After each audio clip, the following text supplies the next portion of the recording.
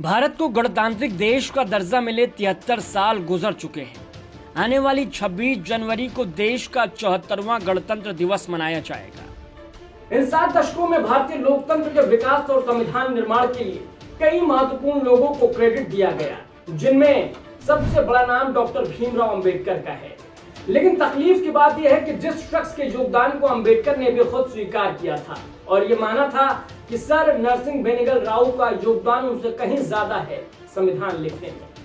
तकलीफ की बात यह है कि उस महान शख्सियत का नाम आज चर्चा से पूरी तरीके से गायब हो चुका है, जिसने भारतीय संविधान की नींव रखी। यानी जिसके योगदान को नापा तोला जाए तो शायद संविधान समिति के सभी सदस्यों और अध्यक्ष से शायद ज्यादा ही होगा।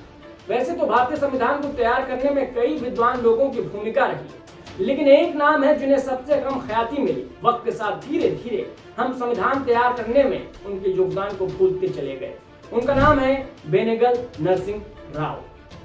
सर बेनेगल नरसिंह राव भारत के उन काबिल सिविल सर्वेंट, कानूनी जानकार और डिप्लोमेट्स में थे जिन्होंने भारतीय संविधान निर्माण में सबसे महत्वपूर्ण योगदान निभाया था। नरसिंह राव ने न सिर्फ भारत का बल्कि बर्मा यानी म्यांमार का भी संविधान लिखने में अहम भूमिका निभाई थी।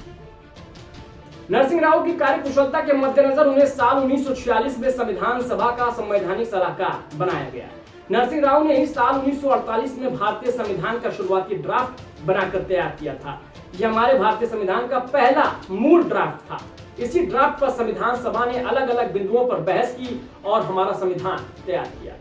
बी.एन. राव ने संविधान में निर्देशक सिद्धांतों को शामिल करने में महत्वपूर्ण भूमिका निभाई थी। उन्होंने भारत सरकार और संविधान सभा के संवैधानिक सलाहकार के रूप में अपने काम के लिए किसी भी तरीके का पारिश्रमिक यानी मेहनताना स्वीकार नहीं किया था और उन्होंने मुफ्त में भारत का संविधान लिखने में मदद की थी।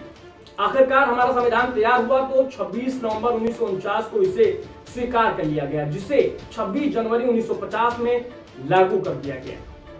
भारतीय संविधान का ड्राफ्ट तैयार करने के लिए नरसिंह राव ने कई देशों की यात्रा भी की थी। रिसर्च के सिलसिले में वो अमेरिका, कनाडा, आयरलैंड और ब्रिटेन गए हुए थे। इस दौरान उन्होंने वहां के कानूनी जानकारों और रिसर्च स्कॉलर से बातचीत कर भारतीय संविधान की नींव रखी थी। उनका जन्म 26 फरवरी 1887 को तत्कालीन मद्रास प्रेसिडेंसी के मैंगलोर में बुद्धिजीवियों के परिवार में हुआ था। 1909 में राव भारतीय सिविल सेवा की परीक्षा पास कर भारत लौट आए थे। उन्हें पहली पोस्टिंग बंगाल में मिली।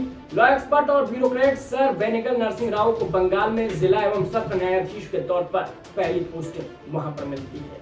अपने करियर की शुरुआत में उन्होंने संवैधानिक कानून के प्रति झुकाव दिखाया। आगे बढ़ते हुए राव भारतीय उपमहाद्वीप के कुछ प्रमुख संवैधानिक विकासों से भी जुड़े और उनकी काबिलियत ही थी ये कि उनकी डिमांड बहुत ज्यादा उस दौरान बढ़ चुकी थी।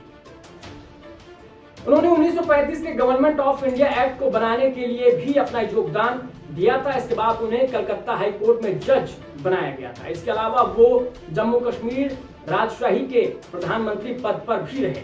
भारत में संविधान निर्माण के काम के बाद बी.एन. राव ने इंटरनेशनल कोर्ट ऑफ जस्टिस में भारत का प्रतिनिधित्व किया था।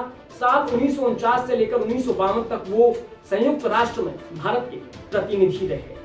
बी.आर. अम्बेडकर ने संविधान सभा में अपने समापन भाषण में बी.एन. राव के योगदान को याद करते हुए कहा था कि मुझे जो श्रेय दिया जाता है वो वास्तव में मेरा नहीं है। यह आंशिक रूप से संविधान सभा के संवैधानिक सलाहकार सर बी.एन. राव का है, जिन्होंने मसौदा समिति के विचार के लिए संविधान का एक मोटा मसौदा तैयार किया था। फिलहाल इस वीडियो को आखिर तक देखने के लिए आप सबका बहुत बहुत शुक्रिया, धन्यवाद। लेकिन अगर आपने इस वीडियो को अभी तक लाइक नहीं किया है, लाइक कर दीजिए और हमें सपोर्ट करने के लिए चैनल को सब्सक्राइब कर दीजिए। फिलहाल के लिए नमस्कार।